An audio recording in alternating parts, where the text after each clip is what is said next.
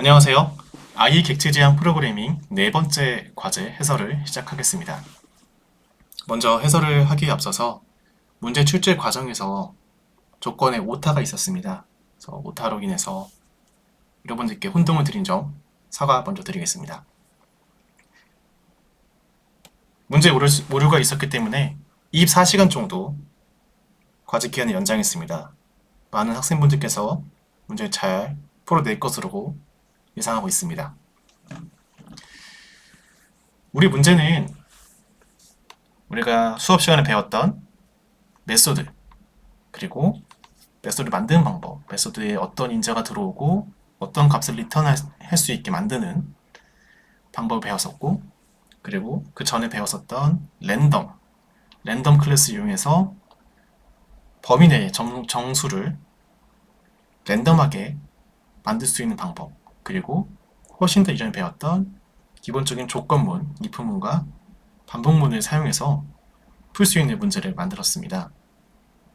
다만 문제의 난이도가 어렵게 느껴지는 건 이 문제의 현실적인 문제를 다루고 있을 때 우리가 얼마나 이 문제를 컴퓨터의 시각에서 바라볼 수 있는지, 문제를 얼마나 이해하는지에 관건이 었던 과제가 되었습니다. 그런 점에서 난이도가 조금 있다고 판단했기 때문에 점수는 평소와 다르게 조금 더 배점을 높였고요.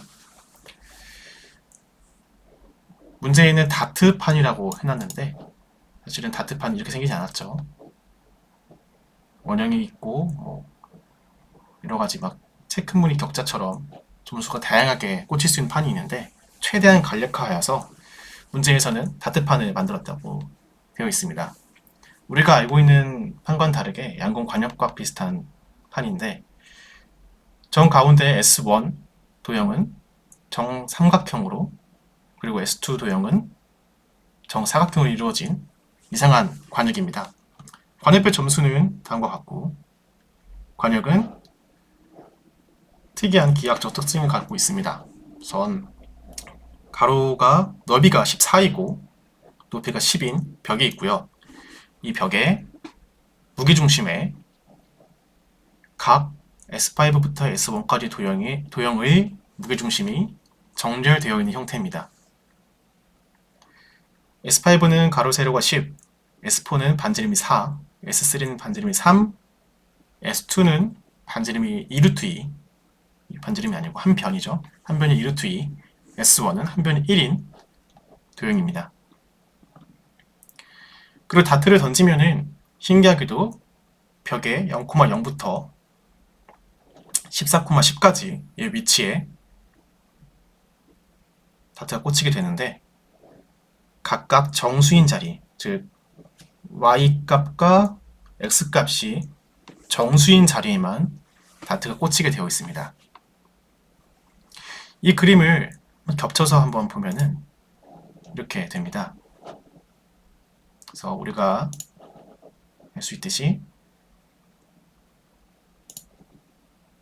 노란색 삼각형에 해당하는 영역은 7,5인 영역, 딱 이 한 군데고, 빨간색이 해당하는 영역은 얘를 기준으로 반지름 2짜리 원을 그려도 이 영역 안에 들어가면은 계산이 되죠.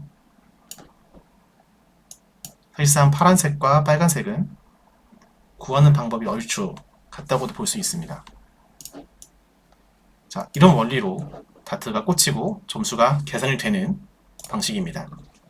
이때 다음의 메소드를 이용하여 n번 던졌을 때 얻는 점수의 합과 평균을 구하는 문제입니다. 두 게임이란 메소드는 던지는 횟수 n을 받아서 아래의 결과, 우리 검은색 이 아래의 결과를 출력하게 되고요. getScore는 두 게임 메소드 안에서 호출되면서 x, y 좌표를 받습니다. 그리고 이 좌표값을 이용해서 다트가 이 좌표에 꽂혔을 때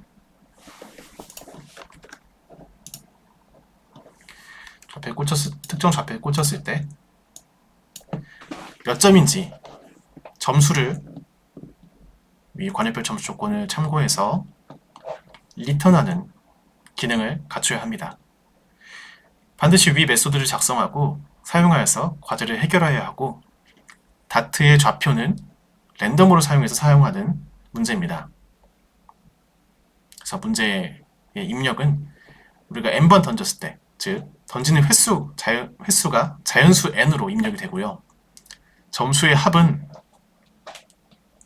우리가 다트를 던졌을 때 나오는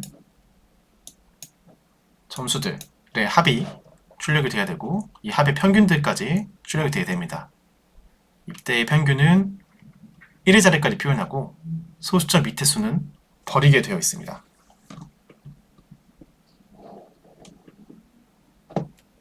보시면 한 번 던졌을 때 100점이 나왔던 경우는 검은색 원에 꽂힌 경우겠죠. 랜덤으로 돌리다 보니까 이 수치는 계속 달라질 수 있지만 횟수가 커질수록 우리는 확률이란 거 알고 있죠. 확률은 각 다트가 꽂히는 영역의 개수와 비슷한데 개수가 같죠. 개수가 같은데 각 개수의 확률에 대비해서 점수를 곱해서 합산하면은 기대 득점을 구할 수 있습니다. 예를 들면 이 점의 수 같은 경우가 지금 0부터 10이면 11개, 그리고 0부터 14면 15개죠. 그래서 15 곱하기 11, 총 165개의 경우의 수가 있는데 이 중에서 정가운데 S1의 0에 꽂힐 확률은 그렇게 되면은 165분의 1이 되는 거죠. 그래서 165분의 1 곱하기 1000점, 또 165분의 빨간색 영역 곱하기 500점 쭉쭉쭉 하다 보면은 이 관역에서의 기대 득점은 약 88이 되고, 즉 횟수가 반복될수록 점수는 88에 수렴하게 됩니다.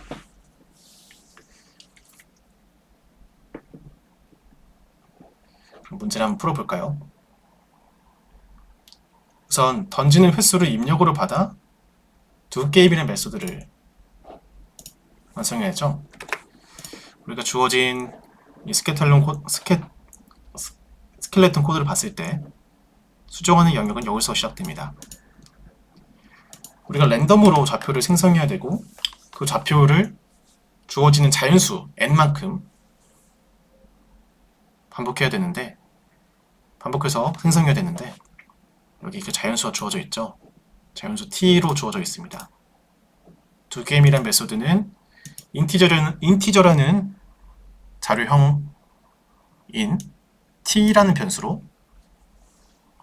받아서 실행을 하죠. 그래서 문제에 정의됐던 던지는 횟수 t는 던지는 횟수 n은 코드 안에서 t로 주어져 있습니다. 이 t를 활용해서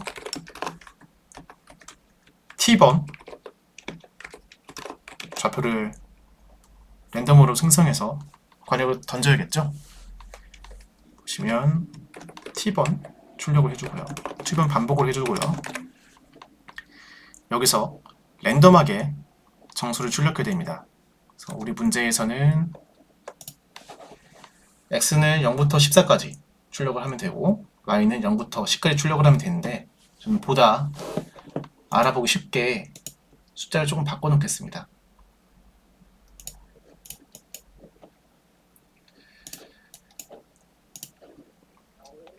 이 점 가운데를 0,0으로 한번 더 볼게요. 0,0으로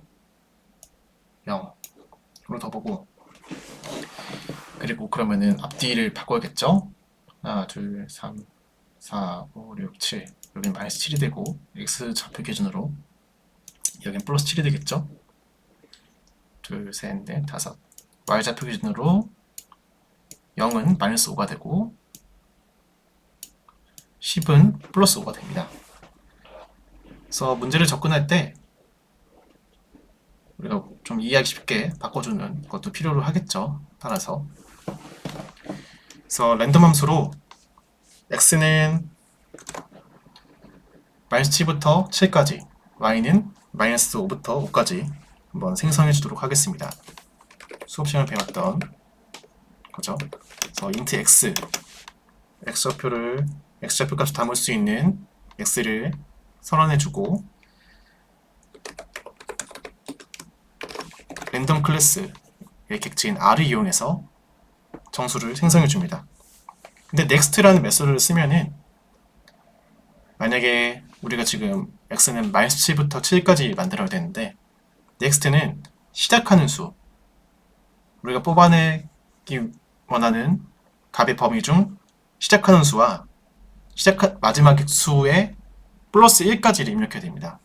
무슨 말이냐면은 -7부터 7까지의 수를 랜덤으로 뽑고 싶으면은 시작하는 수부터 -8까지로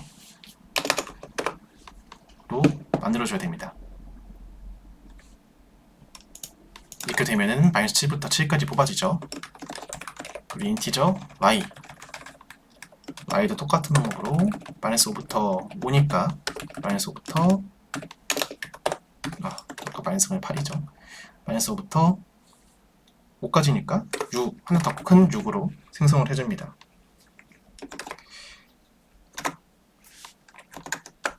그리고 던지는 횟수를 입력으로 해서 아래 결과에 출력하게 되는데 이 결과값을 getScore 메소드에 xy 좌표를 넘겨줘서 점수를 리턴하는 것도 완성을 해볼게요.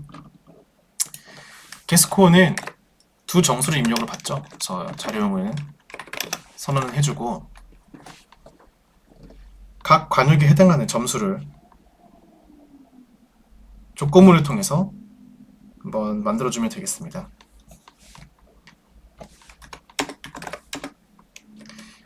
if 아까 우리가 관역을 재정의했죠? 0,0일 때 딱 이 삼각형 안에 범위에 들어가는 점수 1000점짜리 관역을 맞추는 게 되니까 x도 0이고 그리고 y도 0이면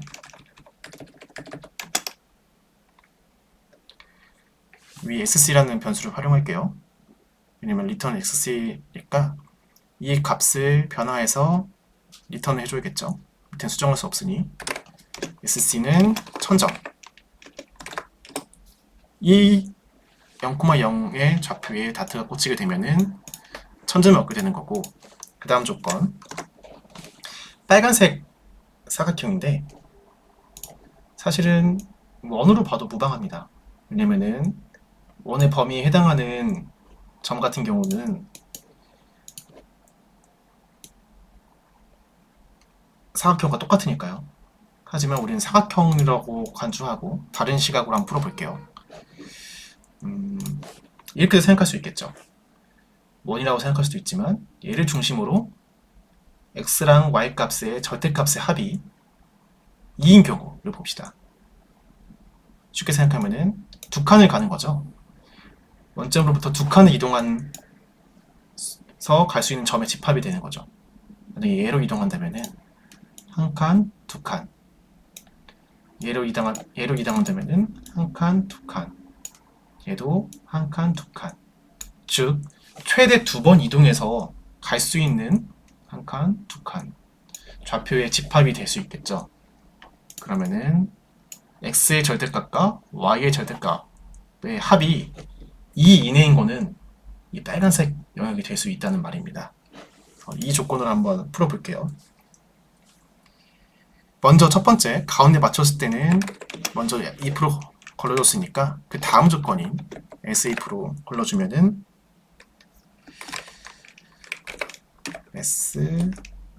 ABS 절대값이죠. X의 절대값과 플러스 Y의 절대값이 2 이내면 점수 몇 점이었죠? 500점. 500점을 리턴해주 500점을 SC에 할당해주면은 조건이 완성됩니다. 이것을 쉽게 말하면은 L1 거리라고 하는데 우리가 L2 거리 같은 경우는 원점으로부터 같은 거리에 있는 수의 집합이라서 L2 거리라고도 하는데 L1 같은 경우에는 이렇게 가로 세로 합을 구하는 것도 L1 거리라고 정의되어 있는 게 있죠. 궁금하시면 혹시 찾아보셔도 되지만 저는 이런 방식으로 지금 풀었습니다. 그래서 세 번째 관역에 들어가는 경우를 한번 봅시다. 좌표가 주어졌을 때 0,0으로부터 세 번째 원에 들려면은 반지름이 3인, 즉 여기서부터 최대 3까지 거리 이내인 원에 들어가면 되겠죠. 우리가 중학교 때 배웠던 거리 구하는 공식 있죠. 2차원 좌표에서 거리 구하는 공식, x좌표 제곱 더하기 y좌표 제곱을 루트를 씌워주면은 거리가 되는 거죠. A2 디스턴스죠. 거리. 그래서 이 조건을 한번 써주겠습니다. SF에서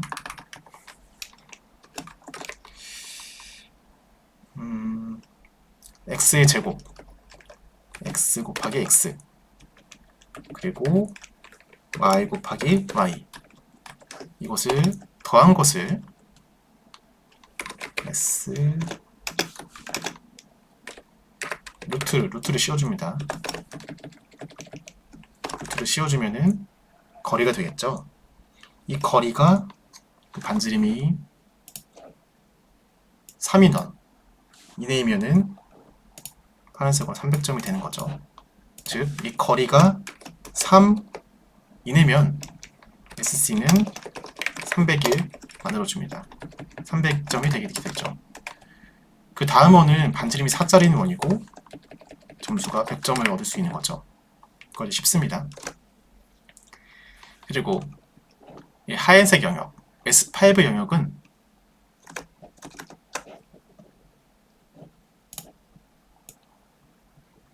이 영역이죠. 이 영역 안에 들어가야 됩니다. 그래서 이 환산된 좌표 C를 0으로 환산 좌표로 계산하면은 여기는 마이너스고 여기는 5가 되겠죠. 그러면 x는 마이너스 5에서 5 그리고 y가 마이너스 5에서 5면은 이 조건이 맞는 겁니다. 조건을 한번 써볼게요. if x가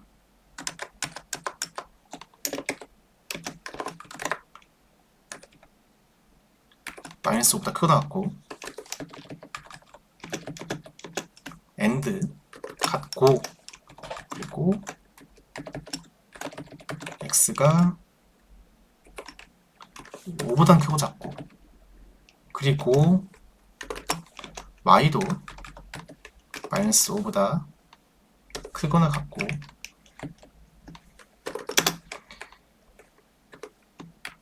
(5보다) 작거나 같으면 하얀색 원에 들어가게 되죠. 이때의 점수는 10점입니다.